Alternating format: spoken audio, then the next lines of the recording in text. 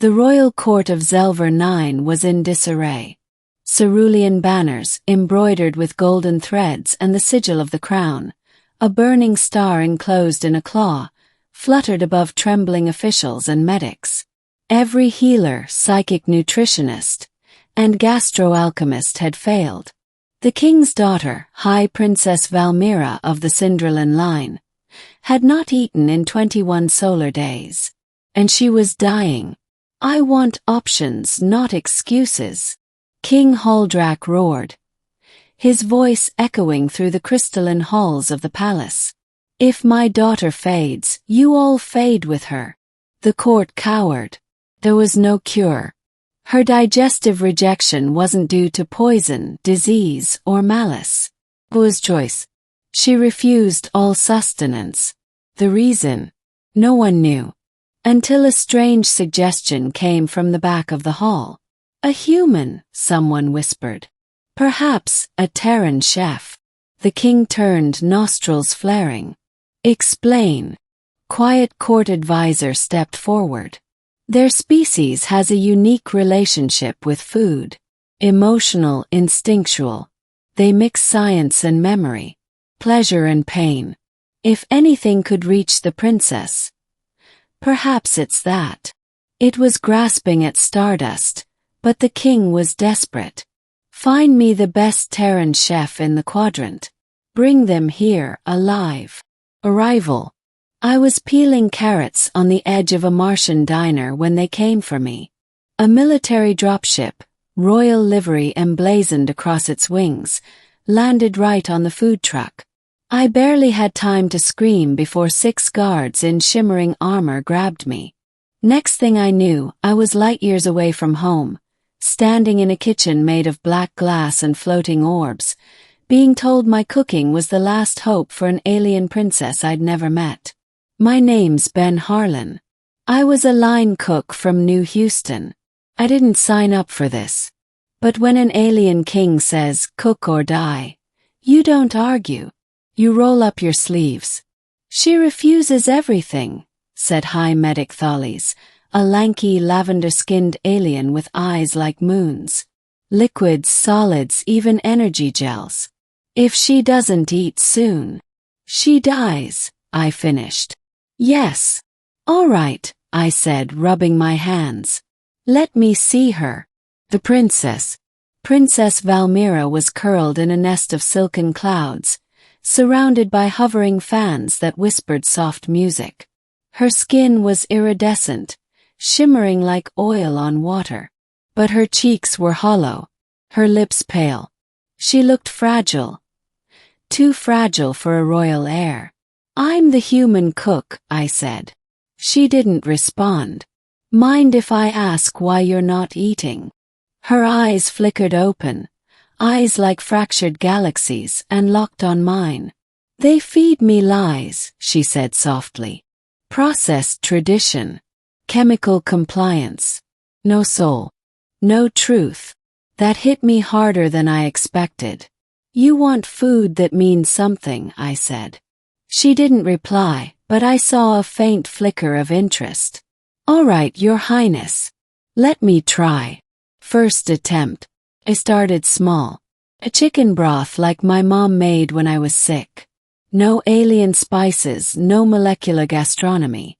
Just honest ingredients. Carrots, onion, celery, love. Carried the bowl in myself.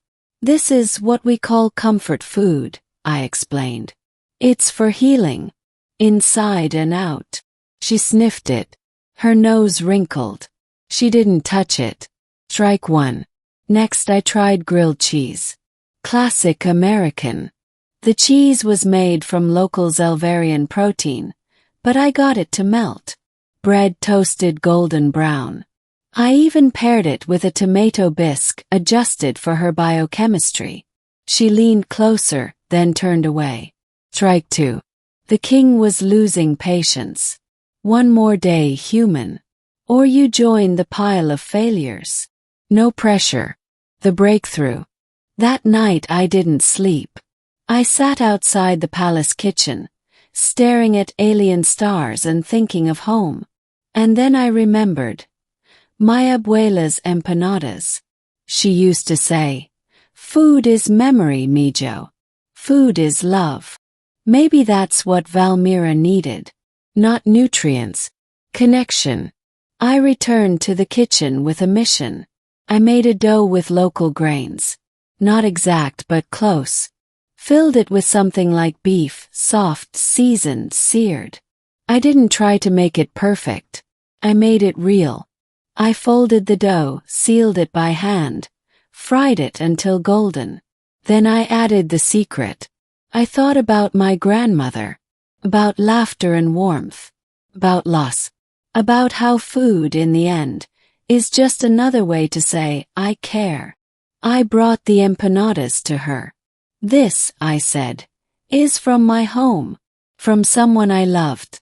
I don't know if your body will like it, but maybe your soul will."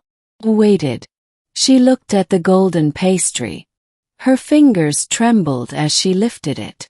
She took a bite, and her eyes widened. She chewed slowly, deliberately.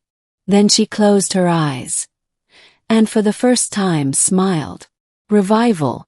After that day, everything changed. Valmira began to eat. Slowly, carefully. Every dish I made, I told a story. Chicken tikka masala with a tale of spice routes and shared cultures. Mac and cheese as comfort for stormy hearts. Even pancakes. Dinner ones, with a drizzle of honey and memories of lazy Sundays. She started to talk. Questions. Why do humans cook this way? Because we don't just eat to survive, I told her. We eat to remember. To connect. The palace buzzed with whispers. The princess was recovering. And she refused all food except what I cooked. The bond. Over weeks we grew close. She invited me to walk her gardens. Gravity-shifted paths that hung in the air like frozen rivers. She spoke of the pressure of royal duty, the crushing weight of perfection. I told her about burned toast, bad dates, and grease burns. She laughed. Not a courtly chuckle. Real laugh. And when she took my hand, I didn't pull away. The conflict. The king was not pleased. You were brought to feed her, not charm her, he said, pacing his throne room. With respect, I didn't intend. She is heir to 1,000 systems. You are a Terran grease slinger. Yeah, I said. But I'm also the reason she's alive. Silence. I will not allow my daughter to fall for a human. I nodded slowly. I won't hurt her, Your Majesty. But she's more than a crown. She's a person. And she deserves someone who sees that. He growled.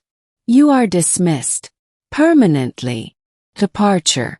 I was escorted back to the landing pad. Valmira met me there. You're leaving, she said, voice tight. Wasn't my choice. She looked at the guard. Then back at me. Will you come if I ask? I hesitated. Your father. I'm not asking as a princess, she said. I'm asking as Valmira. Smiled. I'll go wherever you are. She took my hand again. And this time she didn't let go. Epilogue. The galaxy was shocked when Princess Valmira renounced the throne. She didn't vanish. She opened a culinary school on a neutral moon. With me. We taught aliens and humans alike how to cook with feeling. And every night when the stars blinked awake, I made her an empanada. She always took the first bite, always smiled, and said the same thing. Tastes like home.